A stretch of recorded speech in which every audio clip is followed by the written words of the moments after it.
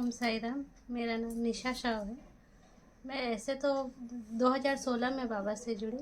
मेरी शादी 2012 में हुई थी। उसके वैसे बचपन में बाबा से मेरा कुछ परिचय था। एक बार बहुत पहले मैं सी बीच पे घूमने गई थी, तो बाबा सब खिलौने खरीदते हैं और मेरे पापा ने बोला कि बेटा आपको क्या लेना है। तो मुझे उन सभी चीज़ों के बीच में बाबा पसंद आए मुझे। मैं बाबा की मूर्ति लेके आई। उस समय मैं अप्रोक्स 10 या 11 ईयर की होंगी। उसके बाद जैसे जैसे अपने लाइफ में बच्चे बिजी होते पढ़ाई में, बाबा एकदम लाइफ से कहीं गुम से हो गए। मैं भी भूलती गई और बाबा भी जीवन से जाते गए। लेकिन बाबा हर बार कहीं ना कहीं मुझे रियलाइज कराते कि बेटा आप मेरे मतलब आप मेरे लाइफ, मैं आपके लाइफ में हूँ और आपको जुड़ना है मेरे से, सेवा करनी है। बात तब की है जब मैं क्लास 12 में थी और पढ़ाई बहुत नारायण अजीब सी हो रखी थी। पढ़ाई भी सही नहीं थी और पेरेंट्स का भी सपोर्ट नहीं था। तो एक बार मैं बस ऐसे ही, हमारा कहीं फैमिली के साथ जाने का प्लान था और मैं नहीं जाना चाहती थी। तो मैंने बोला कि मैं नहीं जाऊंगी। और मम्मा बोल रही थी कि जब सब जा रहे हैं तो आप भी चलो। तो मन तो नहीं था, बस सब रेडी हो रहे थे और मैं बस ऐसे ही लेट गई कि मुझे तो नहीं जाना है। और मैं बस आधा ही अभी जस्ट कंप्लीट नींद में नहीं थी, तब मैंने फिर से बाबा को रियलाइज़ किया। बाबा मेरे पास आए और मैं जस्ट जैसे बाबा है वैसे ही, जैसे उन्होंने बाबा की मूर्ति लाई थी वैसे ही मूर्ति मैंने वैसे ही बाबा को देखा। बाबा मेरे पास आए, बोले बच्चे आपको क्या असुविधा है, आप अपना मम्मा पापा का बात नहीं सुन रहे हो आपको। तो मैं बोली कि कोई मेरा सुनता नहीं है, मेरा सपोर्ट नहीं करता है। तो बाबा बोले चलो ना मैं चलता हूँ, आपको जहाँ जाना है मैं चलता हूँ आपके साथ। और बाबा आगे गए और मैं बाबा के पीछे। और बाबा चले जा रहे हैं और मैं बाबा के पीछे दौड़ती जा रही हूँ कि बाबा आप क्यों जा रहे हो, जब आपने मुझे बुलाया है तो फिर आप मुझे छोड़ के क्यों जा रहे हो। फिर उसके बाद वो सपना टूट गया और मैं उठ गई। उसके बाद फिर से बाबा मेरे लाइफ से एकदम ख़त्म। पता नहीं चला कि बाबा ने मुझे उस सपने के द्वारा क्या इंडिकेट किया। फिर अपनी लाइफ में, पढ़ाई में मैं स्टडी करके आगे बढ़ी। फिर से बाबा का लाइफ में कहीं कोई रोल नहीं था।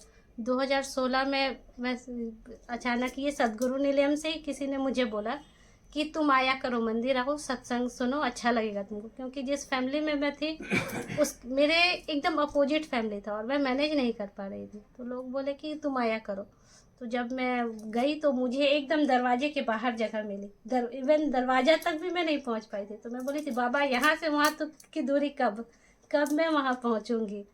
फिर समय बीतता गया। 2016 के जुलाई में शिरडी जाने का मौका मिला। ग्रुप में सभी जा रहे थे, मैं भी बोली चलो मैं भी चलती हूँ फैमिली के साथ। फिर 17 में एक बार और मौका मिला बाबा के पास जाने का। उसके बाद बाबा, सच में बाबा हमारे जीवन में है, वो पहली बार रियलाइज हुआ। 2017 में हम शिरडी होके आए। मेरे पेरेंट्स नहीं गए थे, मैं, मेरे हस्बैंड और बेटी और कुछ ग्रुप्स में गए थे। तो जब हम लोग शिरडी बाबा के पास, बहुत अच्छा एक्सपीरियंस रहा। और उस समय तो जस्ट घूमने का पर्पज होता है, वो भाव अंदर नहीं होता है कि बाबा क्या है और बाबा हमें क्या बताना चाहते हैं। उसके बाद मैं रिटर्न आई। जिस दिन मैं रिटर्न आई वो फ्राइडे का दिन था। फ्राइडे को रात को रिटर्न आई। और फिर रिटर्न आने के बाद मेरे पापा ने मुझे फ़ोन किया कि बच्चा तुम लोग आ गए हो। मैं बोली हाँ। तो उन्होंने बोला कि मेरी तबीयत ठीक नहीं है, मैं तुमको देखना चाहता हूँ, तुम आओ। मैं बोली शायद मैं इतना लंबा जर्नी करके आई हूँ, कुछ बातें होंगी जो। मैं बोली ठीक है पापा, कल आते हैं, मिलते हैं अपने। तो बोले कि मैं वेट कर पाऊँगा, नहीं कर पाऊँ, ठीक है आप वेट करो, मैं कल आऊँगी। फिर अचानक से मुझे सैटरडे को पता चला कि पापा बहुत सीरियस हो गए, हॉस्पिटलाइज है। तो मैं उस समय तो मुझे लगा कि नहीं ठीक हो जाएंगे, बट शाम होते होते पता चला कि बहुत सीरियस है, एकदम अनमैनेजेबल कंडीशन में है। शाम को गई और सच में देख के पता चला कि पापा एकदम अजीब से हालत में है। और मेरे घर की मैं ही बड़ी हूँ। उस समय मेरा भी बहुत यंग एज था, 2017। एकदम वो व्यवस्था मैंने कभी, घर बाहर का जो दुनिया होता है मैं कभी देखी ही नहीं थी। फिर भी किसी ने बोला कि आप यहाँ से निकालो और अपने फादर को कहीं और लेके जाओ। और मैं तो जस्ट शिरडी से होके आई थी, मुझे कुछ समझ में नहीं, बस बाबा बाबा अंदर से चल रहा कि बाबा आपको ही देखना है। उसके बाद मैंने पापा को किसी से कांटेक्ट किया, मेरे ही कोई रिलेटिव है, एक नर्सिंग होम बताए। वहाँ लेके चलने के लिए बोले। और हम लोग जब पहुँचे, मैं जैसे ही एंटर की हूँ दरवाजे पे, समझ तो नहीं आ रहा है कि क्या कंडीशन है, क्या कैसे मैनेज होगा।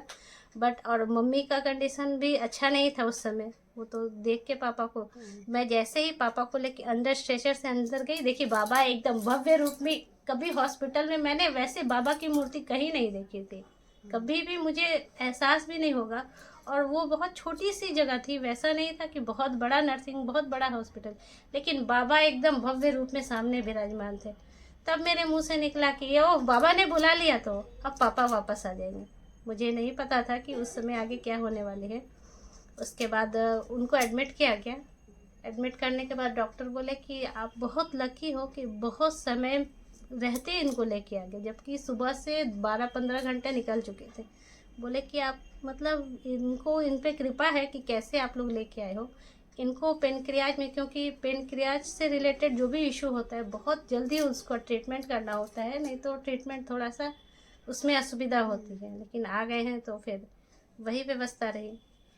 उसके बाद वो एडमिट रहे और हमारा क्या बैलेंस लगेगा, मुझे कुछ भी व्यवस्था नहीं था, क्योंकि मेरी पर्सनल कोई सेविंग नहीं थी। मैं ससुराल में अपने इन लॉस पे डिपेंड थी और मम्मी के पास जो भी व्यवस्था था वो ट्रीटमेंट होता रहा। बट 11 दिन बीत गए थे और हमारे पास जितना भी सेविंग्स था सब निकल चुका था। तो एक दिन मैं घर आई और उस समय बाबा गुरुजी दोनों से, मैं सदगुरु नीलम से जैसा कि मैं जुड़ी थी, बाबा जी और गुरुजी दोनों को ही मतलब याद करके, वो रात थी अल्टीमेटम। डॉक्टर बोले कि अब मैं देख रही हूँ कि सामने का जो भी इन्वेस्टमेंट है वो मेरे से मैनेज नहीं हो रहा है और अब व्यवस्था भी नहीं सुधर रही है, पापा भी बस है एडमिट है, ठीक है, ये सुनने में आ रहा था। तो उस दिन मैंने गुरुजी से प्रार्थना की, एक दीपक जलाया गुरुजी के बाबा के आगे और प्रार्थना की कि अब मेरी समझ में नहीं आ रहा है मेरे ऊपर, क्योंकि मुझे गाइड करने वाले मेरे फादर थे हर मोड़ पे। अब मुझे समझ में नहीं आ रहा है कि मुझे अब कौन गाइड करेगा, मुझे कैसे आगे बढ़ूंगी, क्या करूंगी नहीं करूंगी, कुछ भी पता नहीं। और बोल के मैं सो गई। फिर मैं सपने में क्या देखती हूँ कि गुरुजी आए हैं, लेकिन गुरुजी का वो फेस नहीं जैसे कि हम अपने भैया को देखते हैं सत्संग में, राज भैया को देखते हैं। वो आए मेरे पास, बोले कि क्या बात है, बाबा के रहते हुए आप इतना क्यों। राज आचार्य भैया जी हमारे यहाँ कोलकाता में सदगुरु निलम के फाउंडर है। बाबा को कोलकाता में स्टैब्लिश करने का उनका बहुत बड़ा श्रेय है। तो हाँ, मैंने देखा कि गुरुजी मेरे सामने हैं और उन्होंने मुझे 2 पर्ची दिया, बोला ये आप रख लो, ये आपके काम आएगा। और बस इतना ही था और फिर मेरा सपना टूट गया। जब मैं उठी सुबह में तो मुझे वो रात का रिमेम्बर हो रहा है कि मुझे तो गुरुजी ने 2 पर्ची दिए थे, अब उसमें क्या संदेश था मुझे कुछ भी पता नहीं था और आगे क्या करनी है। फिर मुझे मेरी छोटी सिस्टर ने बोला कि दीदी ये आपको किसी से मिलने जाना है, आपको किसी से मिलने जाना है, क्योंकि आगे का कैसे मैनेज होगा कुछ पता नहीं चल रहा, शायद वो हमारी कुछ मदद करेंगे। तो मैं और मेरी दोनों सिस्टर गए मिलने उनके पास।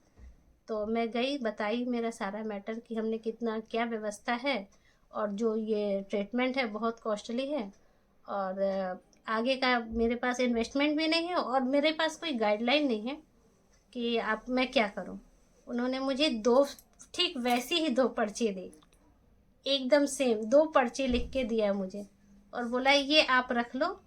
और एक कोलकाता में हमारे फादर जहाँ काम करते हैं ईएसआई से रिलेटेड ही ऑफिस है, हॉस्पिटल है, बोले ये एक पर्ची आप अपने पास रखना। 2 ही पर्ची थी। मैंने सपने में जो पर्ची देखी थी उसमें भी क्या लिखा था मुझे पता नहीं, रेदर देन इसमें इस पर्ची में भी उन्होंने अपने लैंग्वेज में क्या लिखा मुझे कुछ भी पता नहीं। बस 2 पर्ची मुझे मिली थी और वो पर्ची बोले एक अपने पास रखना और एक जाके आप वहाँ पे जमा दे देना, उसके बाद बाकी सारा काम हो जाएगा। मैंने बस वही किया, वो 2 पर्ची के माध्यम से मैं वहाँ गई और मेरे फादर इतना जल्दी वहाँ के कोलकाता के सबसे बेस्ट नर्सिंग होम में विदाउट एनी कॉस्ट एडमिट भी हुए, 10 दिन आईसीयू में रहे और ठीक होके हमारे पास घर, बाबा की कृपा से घर आ गए और अभी भी एकदम स्वस्थ जीवन जी रहे हैं।